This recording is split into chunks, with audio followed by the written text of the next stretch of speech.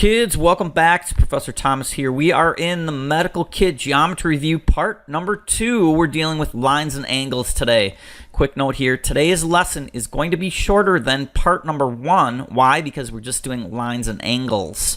What we really need to focus in on are 4 key concepts. Let's do a quick overview of what you'll see in this video. Number 1, we're going to talk about a triangle. Number 2, we're going to talk about a straight line. Number 3, a rectangle. And number 4, angles and some definitions and secrets into how to find the angle for certain lines. Let's jump on in and find out a bit more. Core concept number 1, interior of every triangle is going to equal 180 degrees. A couple things here. If they give you a triangle, looks something like this, and you see a box in the corner, that is telling you for sure it's 90 degrees. Then they might give you some more information. That information might be this angle is 25 degrees.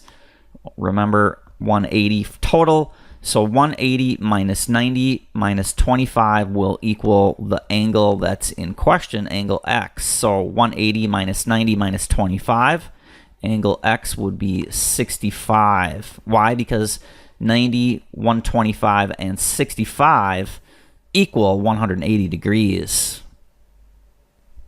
Number 2, a straight line will always equal 180 degrees. If we have something that looks like this, and they give you this information here, that is 25, and they are asking you to solve for y, which is here. 180 minus 25 would give you the angle here. 180 minus 25 will give you 155 for the angle.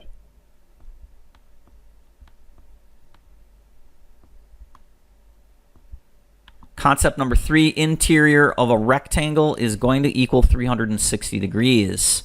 A rectangle could be either a square or it could be more elongated. All 4 of these sides will add up to 360. Something you might see on test day is a structure that looks like this. They might give you this angle here. They might give you this angle here. They might give you this angle here. And they might give you this angle here, with the concept that all of these angles here on the outside have to equal 360. Process of elimination and subtraction, you will be able to understand and identify the angle in question, whether it would be this angle or this angle over here. Keep that in mind for a back pocket method. 360 for interior of a rectangle. And finally, number 4, angles in general and some secret tips about angles. First things first, here is the diagram that we're going to talk about, and here is a quick note that ACT gives us. It says that these green lines are going to be parallel. Even though they might not look like they're parallel, if it tells you they are, you have to assume, okay, they are. Number 1, the first thing that we're going to talk about are something called supplementary angles. Supplementary angles are extremely easy. Why? Because supplementary angles, we've already talked about this. Supplementary angles are going to be on a straight line, and therefore they have to equal 180 degrees. If you look here, this angle and this angle, these are 2 supplementary angles because they're on the same line. This plus this will equal 180 degrees. So supplementary angles, 180 degrees. Now, personally, I don't think it's super important that you remember the term supplementary. Just you remember the concept that a straight line basically is going to equal 180 degrees. Number two, these are called vertical angles. Professor Thomas refers to these as mirror angles. Why vertical gets a little confusing? A mirror is pretty straightforward. Other teachers call these vertical angles because they say that they're on top of each other. Well, I'm not sure. Let's go ahead and see which definition is better for you. So first of all, here is our diagram, and a vertical angle, or as Professor Thomas refers, a mirror image or mirror angle. Over here, A and C are vertical angles. Why? Because they're on top of each other. Are they? Well, A and B are on top of each other. but they're not vertical. So for me, it's just confusing. If you refer to this as a mirror, you know that A mirrors C. B mirrors D. Those are vertical angles or mirror angles. And vertical or mirror angles are going to be equal. Number three. Number three are angles that are called corresponding angles. A corresponding angle is going to be in the same position, but on a different line. So for example, these two lines are parallel, this green line and this green line. And if you look at angle A is in the upper left-hand corner of the line.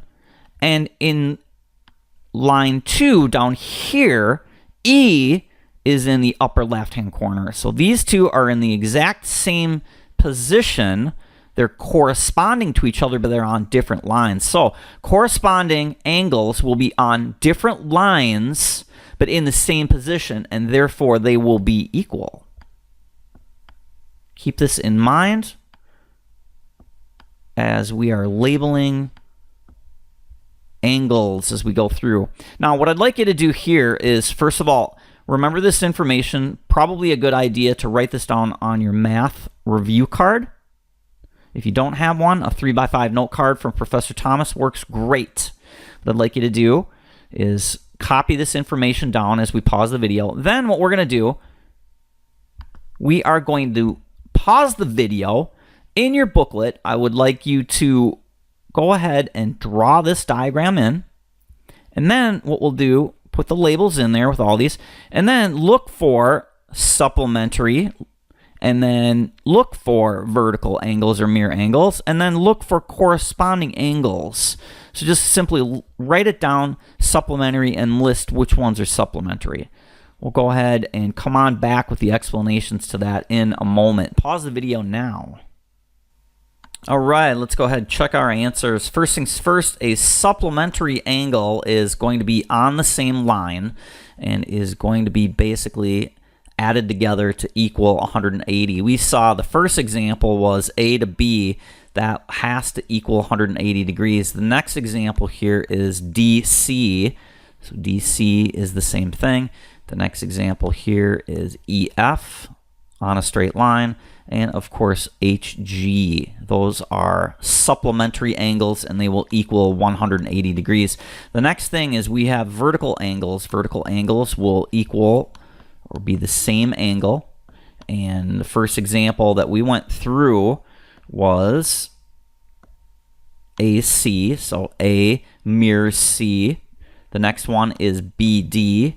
B mirrors D. The next one is EG.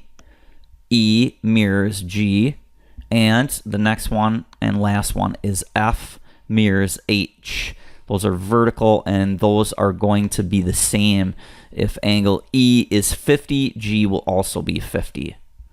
Corresponding angles will be on the same in the same quadrant, but they will be on different lines. So these ones will be different lines.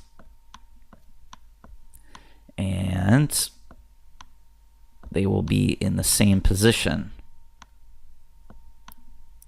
The first example that we talked about that saw corresponding was A and E. Why? Because A is in quadrant 1 and E is in quadrant 1. This is on line 1 and this is on line 2. The next example we saw of corresponding is DH. Let's go ahead and find D. D is here in the bottom quadrant 2, and H is in the quadrant 2 on a different line. BF is also corresponding. B is here on line 1 quadrant 2, F line 2 quadrant 2. And the last example is CG. C is in quadrant 4 on line 1, and G is in quadrant 4 on line 2. Quadrant 1, 2, quadrant 3, quadrant 4. Problem number 17, let's go ahead and answer this question, keeping in mind the things that we've learned. We have some angles here and some lines. Pause the video here, do the problem, come on back, we'll take a look at the answer and a quick explanation. Problem number 17, let's take a look here. It's a great problem to start with because there's all kinds of stuff we have to review. In the figure below, A to C and then a symbol D to F. First of all, make sure you know that this symbol means parallel. So A to C, that tells us A to C and D to F are parallel. Now we have EB is isosceles. Isosceles means that the sides are going to be the same. EBF, where's that? Come over here. EBF, that means that this leg and this leg are going to be the same length. That also means that this and this angle are going to be the same. We saw that in part 1 of the video series, Medical Kit Geometry. It tells us here that E to B and F to B are this symbol, which means approximately equal. E to B, where's that? EB and FB. Well, we already know that because it's isosceles. They didn't draw in these symbols as another way of saying that. Now, we know that the measure of CBF is 35, that's here. So let's take the information that we just learned in this video. We have supplementary angles, we have vertical angles, or what I call mirror images, and then we have corresponding. So there's a bunch of ways we can solve for this problem. Supplementary angle, remember, means that we have to add up both sides of the line to equal 180 degrees. Let's start with this. If you look over here, we have line A to C, which is 180 degrees, and we see that this angle here is 35. So that means this to here has to equal 180 minus 35, which is going to equal 145.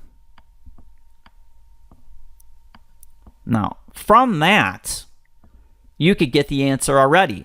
Because if you look over here, this is the angle that's in question. DEB, DEB. That is the same angle as here to here, because it is a corresponding angle. Right away, we could derive the answer E just by doing that. Now, let's say that you didn't see that. We'll come back over here and continue on. We've got 35 here. And we know that this angle here and this angle here are going to be equal because they are going to be corresponding. They're vertical images because they're going to be mirror images of each other.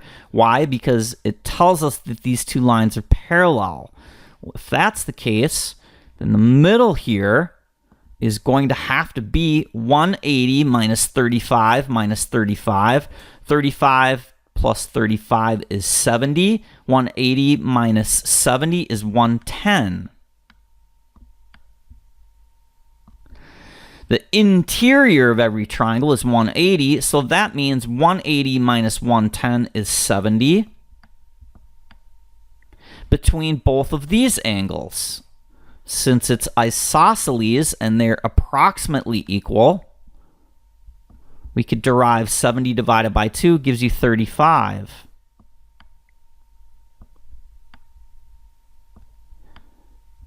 Once you see that that's 35, we go back to the supplementary concept that says angles on the same line have to add up to 180 degrees. Why is that? Because a line is really half of a circle. A circle 360, half of a circle is 180. So that means from here, D, all the way through F is 180. 180 minus 35 will give us this value in question, which is E for 17. Let's try another problem. It's problem 29. Go ahead, look at the information in here. Look at the diagram. Solve this Pause the video. Come on back with the answer in a moment. Let's take a look at the answer for 29. 29 says in the figure below, A, C, and E are collinear. A, B, C, and ADC are as shown, and angle measures are marked. What is the value of P? So you come over here. The first thing we're going to do is we're going to review some of the stuff that we learned in the preview. Supplementary angles. Supplementary angles, when you add them up on a straight line, you have to have them equal 180 degrees. We start here. Here is the line A all the way down to E. We see that we have this 55 and 55. So if we add these two together, 55 and 55 is 110. We know that this angle in question down here has to be 180 minus 110. So we start with that. 180 minus 110 gives us 70. Write that in. That angle right here is 70. Now, once we have that angle, kids, what we need to do is we need to say, all right, something else from the review we learned was the interior of every triangle is going to equal 180. Remember that? So if we know that the whole thing is 180 minus 70 minus this angle 64, then we can derive this whole angle down over here. So let's do that next. 180 minus 70 minus 64 gives you 46. Now, these lines are collinear. So P is going to be the same. So if we have 46 and there's two of them, we simply divide that by 2 to find the angle for one of them, which is going to be 46 divided by 2 is 23. That will lead us to answer choice E, kids, for problem 29. Let's try another problem. It's problem 31. Go ahead, read this, look at the diagram, use all the things that we've talked about, come up with an answer. Pause the video here, and I'll get you the answer and explanation real quick when we come back. Let's take a look at the answers, kids. First of all, several different ways you can answer this question. Here's what I did. I came in here, I said a parallelogram. Parallelogram means that two lines are going to be parallel. A, B, C, and D. Great. All right. Below we have a measure of BCD is 98. We see that. And we have a measure CDB is 38. We see that. What's the measure of BDA? B is here, D is here, A is here. So this is the angle in question. Now, since it's a parallelogram, I know that this is going to be parallel. So if this angle is 98 right away, I know this angle is going to be 98. Second thing I did is I converted over to the interior of every triangle is going to equal 180 degrees. So I did the next calculation was 180 for the total three sides minus 98 for angle C and minus 38 for angle D. When I do that, I come up with this angle here as being 44. Then I wrote that in. I said now I have a parallelogram and I know the full thing for one triangle. Well, this in a parallelogram is just basically a mirror image, just superimposed. So using the concept of the mirror image rule or vertical angles, you could say if this is 44, then that has to be 44. So the answer is going to be answer choice C on that. Taking it a step further, in order to find out this, if they asked you that, you would just do the same thing, 38 over there. 31, C is the answer. Let's take a look at the next problem. I'd like you to work on this problem individually. We're going to pause the video here. We'll come on back and get an explanation for this one. Let's have a look at problem 54. 54 is almost identical to what we saw in the practice example here. We need to find the sum of angle 1 and 2. So the first thing let's do a quick review. We have supplementary angles. We have vertical / mirror image angles. And we have corresponding. Let's go ahead and review this. Supplementary angles, it will have to have a line that will equal 180 degrees. These angles will be on a straight line, so this angle plus this one will equal 180. Vertical or mirror images are going to be directly across from each other. For example, these right here are going to be vertical or mirror image angles. And then we have corresponding. Corresponding means they're going to be on different lines, but they're going to be in the same position.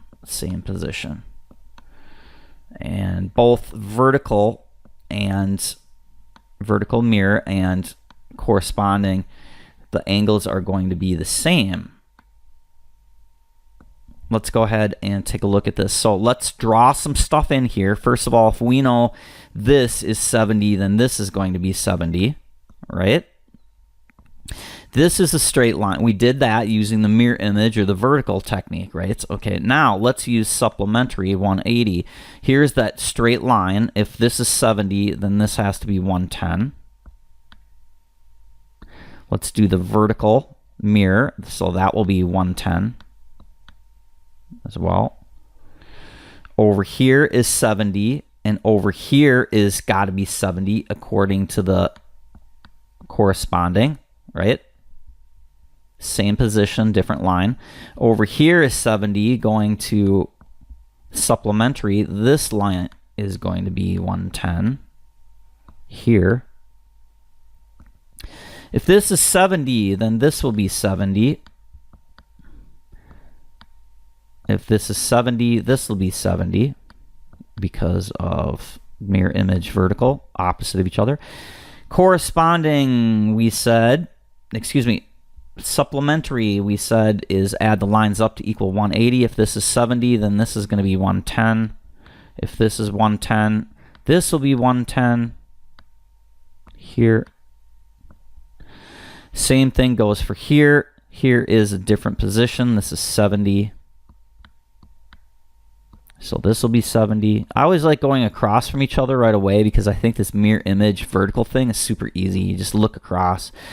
Then you come over here according to supplementary 180 for the full line. If this is 70, that will be 110. And opposite of that mirror image style, 110. So forth. If this is 110, this would be 110. If this is 70, this would be 70. So you basically just went through using all three of these techniques to label each one of these. Now, once we have this all labeled, we look and see we're trying to find the sum, which means addition. And we are going to add 1 and 2 together. Well, 1 is 110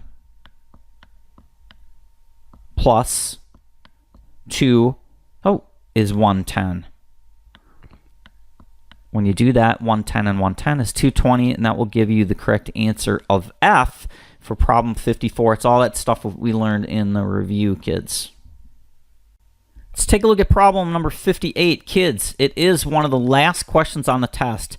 These are the hardest problems that you're going to see. We are going to need to be creative. These are testing the difference between the top nerd kids in the country for math versus kids that are in the middle section. So these are super hard.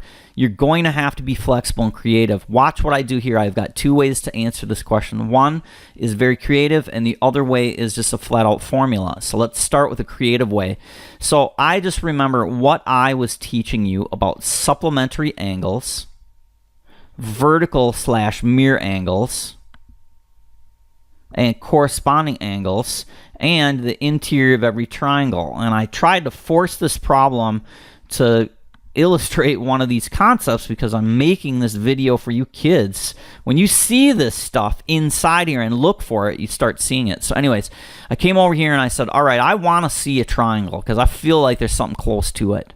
So what I did is I came over here, and at this pivotal point right here, I drew a straight line as nice as I could going all the way down. Then I know in math that lines can be extended out. So I extended this line, since it can go to infinity if I wanted to. I basically extended it out to meet the new line that I drew. Now, since I drew this line in a particular fashion, I wanted this line to match with M at an exact 90-degree angle. I know it's 90 degrees because I drew it. The second thing is I know that this black line to M is 35, and I know that these two red lines are 90. So I did a simple calculation, and it said 90 degrees for the whole minus 35 will give me this new angle for the triangle that I just created here. You see, I just created this triangle. So 90 minus 35 gives me 55. That is the new angle right here. Now, I have a triangle, and I know that one angle is 80 and one angle is 55. So 180 for the total minus 55, which I just calculated for this angle right here between the black line and my new red line, minus what they gave me, 80 over here, is going to equal the new angle down here. 180 minus 55 minus 80 is going to give me 45. Draw it in. Look at that. Now, if you look over here, there's two ways that you could move from this, okay? You could start working with this vertical mirror image corresponding and stuff like that, or you could continue on doing the same method that we just did here with the 90-degree angle. Since we drew this red line, we know that this angle between L and the new line we drew has to be 90 degrees, right? If this is 90 and this is 45 here, then this angle here is going to equal the total 180 minus 90 for this angle minus 45 here. And that's going to give you 45. We solved this corner here. Now, vertical mirror image tells us that if this is 45, that angle there is 45. That gives us G. The second wacky way that Professor Thomas answered this question was with a crazy formula that helps you figure out the angles of evenly distributed shapes. Let's draw a shape like this. And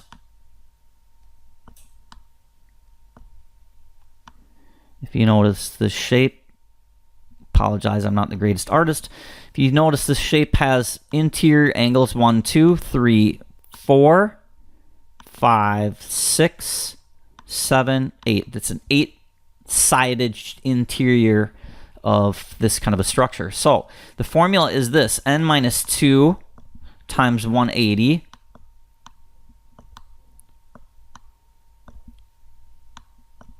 over n. N represents the number of angles on the interior. Here we have 8.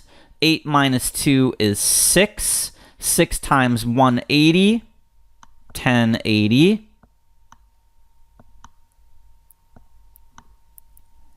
1080 divided by our number n, which is 8, will give you a total of 135. So what does that mean? That means that one of these angles on the interior is going to be 135 degrees. If you see here, the top number tells you the total angle has to equal 1080. So this is kind of a cool formula. You might want to write this down, because let's spot check this and see how cool this is. Let's say we have an isosceles triangle. Well, there are 3 angles on the interior. Our n value will be 3. 3 minus 2 is 1. 1 times 180 is 180. 180 divided by n, which is 3, gives you 60 for each angle. 60, 120, 180. You could do that for a rectangle. You could do it for anything that you want. So this is for evenly sided structures that are all even. Now, we don't have anything close to that, or do we? I came over here and my eyes saw this. I once again extended this line down, and now I have a shape. I went over here and said I have 1, 2, 3, 4, 5. I have a 5-sided shape on the interior. There are 5 angles on the inside. It's not evenly distributed like a pentagon or a hexagon, so I crossed that out and just stole this part of the formula, n minus 2 times 180, to find out what the total interior angle has to be. So if you come over here, since I drew these lines to be exact 90-degree angles with the end, I know that that has to be 90, right? So I drew it in. That has to be 90. I drew that in. I know that that's 80. I came over here and I used the mirror image rule. I said if this is 35, this also has to be 35, using the vertical or mirror image rule. Then I did the same thing. I said this angle here has to equal this, but I don't know what that is according to the mirror image rule yet until I use the supplementary rule. The supplementary rule says that a straight line has to equal 180 degrees. Here we have 135. So I know that this 135 plus this has to equal 180. So I did a simple calculation. I came up with 180 minus 35 gives me this angle of 45 here. I know that according to the mirror image rule that this angle on the inside has to equal 145 as well. Now, we know that we have 1, 2, 3, 4, 5 sides. So 5 minus 2 is 3, according to this formula. 3 times 180 will give us the total dimensions for the interior. That is 540. Well, we have, this is still undefined. Let's call it y degrees. Let's go ahead and find out what this is. Because if we know this, we can use supplementary to see what's across. So I came over here and I said 540 minus 90 minus 90 minus 145 minus 80. When I do that, let's go ahead and plug that into the calculator. The number I got was 135 for this angle. Now that I know this angle, what I used next was the supplementary angle rule that tells me that line L has to equal 180. So if I want to find out what x degrees is, I say 180 minus what I just calculated of 135 will equal the x. And when I do a simple calculation like that, that comes up with 45, which leads me to answer choice G. Now, please keep that formula in mind. You might want to write that formula down.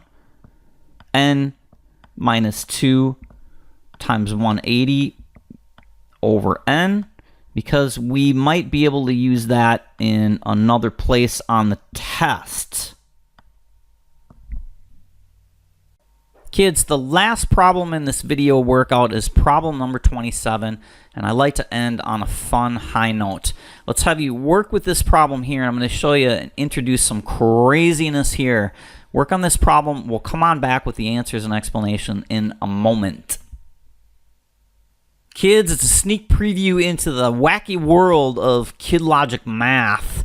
KidLogic math says math, according to a 9-year-old kid, is supposed to be dealing with numbers, not letters. So what we're going to do is we're basically going to substitute a number that's easy to work with in for our letter. So we have Z here, and some quick rules about letter substitution for numbers. Stay away from 0 and try and stay away from 1. However, 1 will work maybe 70% of the time. I usually choose 2, 3, 4, 5, or 6. Low, easy to work with numbers are always the best. So for me, I stay away from 0. I stay away from 1. Let's say 2. Z equals 2.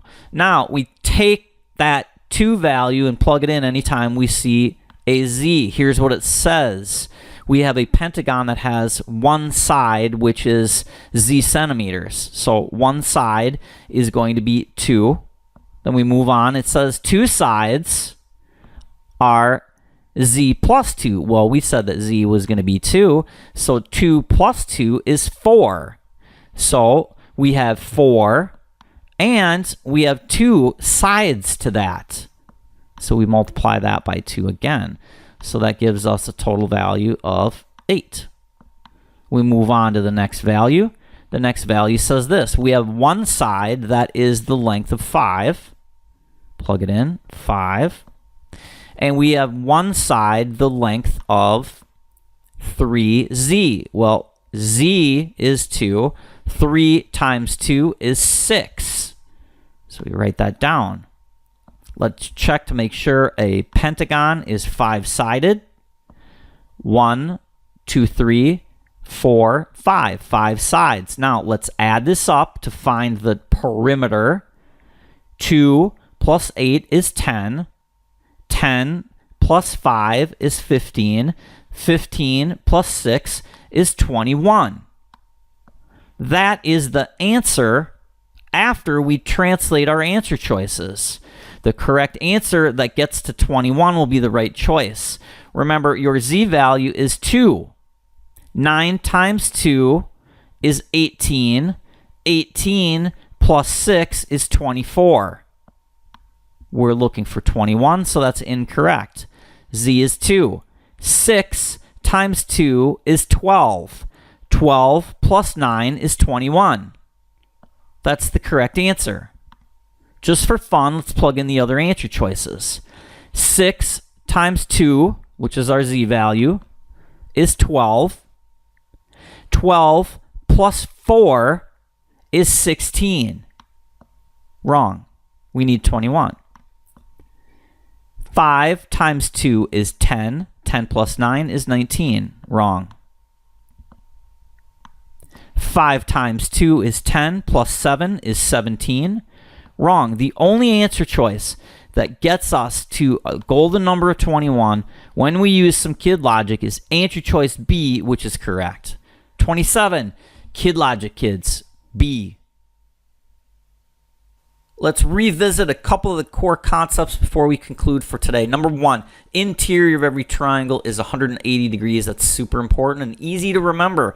Number 2, a straight line, according to the supplementary angle rule, is going to add up to 180 degrees. So if we know what one side of a straight line is the angle is, we could assume that the other side would be 180 minus the one we know will give us the other side, straight line 180. Interior of every triangle or rectangle is going to equal 360 degrees. Quick review, supplementary vertical mirror image rule and corresponding supplementary straight line is going to equal 180 degrees, as we mentioned up here. Vertical mirror image, that means something across The pond is going to have the same exact angle. A and C are mirror images, and B and D are mirror images. Corresponding angles. We have two angles in the same position. Here is line 1 and line 2. Here is sector 1, sector 2, sector 3, and sector 4. Letter A, angle A, is in sector 1 on line 1, and letter E is in sector 1 on line 2. A and E are corresponding and therefore are going to be equal. Those are super important. The last thing to keep in mind, kids, is the formula that we just derived. N minus 2 times 180 over N is going to equal the number of interior angle sides. And each one of those is going to, when you calculate that out, it's going to tell you how large each one of those angles are. That's it for the review. We will see you in part 3. Bye for now.